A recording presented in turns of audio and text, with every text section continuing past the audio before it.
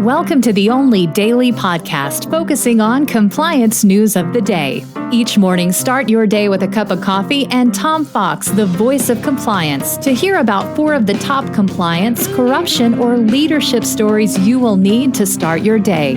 The Daily Compliance News is a production of the Compliance Podcast Network. First, a word from our sponsor.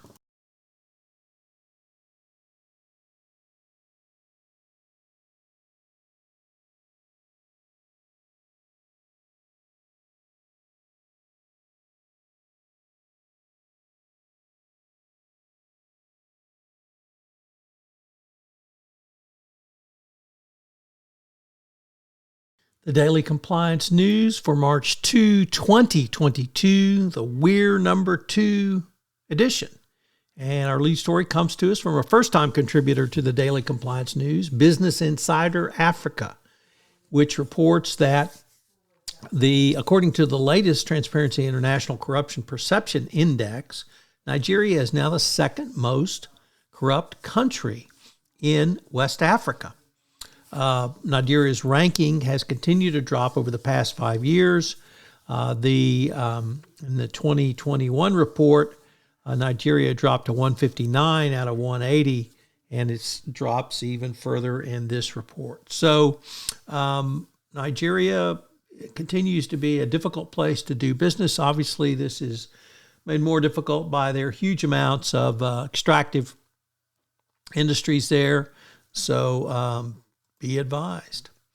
Next up from The Guardian, a really interesting, almost a moral piece about how the United Kingdom, through its tolerance for Russian corruption, particularly around real estate purchases, but other issues as well, really has clouded its judgment and made it difficult to effectively deliver sanctions against Russia because of the Ukraine invasion. In fact, The Guardian said it may be too late to save the Ukraine, but this should be a wake-up call, and that Russia has to be treated as an enemy state. Many people in America have never believed that Russia was anything but an enemy state. I guess you would say that's probably not true, Tom, when it comes to the Republican Party, and you may be onto something there. But it really points out that there's no rule of law when it comes to Russia. Next up from Haaretz, the Israeli paper, Israeli mining tycoon Dan Gertler has offered a plea deal to end the corruption. He sent representatives to negotiate with U.S. law enforcement officials in order to come to a plea deal. The proposal submitted by him includes a prison sentence to be served in Israel. The representatives, he also proposed he would serve a relatively short sentence, as I mentioned, in an Israeli prison, in addition to a hefty fine and penalty. The results of this, of course, are unknown at this point. Finally, from the ICIJ, a really great but terrible article about Ericsson and their corruption, which led to millions of dollars in payments to ISIS to do business.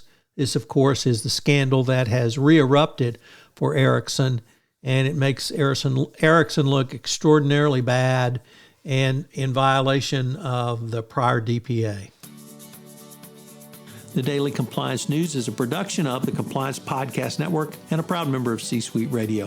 Thanks so much for listening. I hope you'll join me again tomorrow.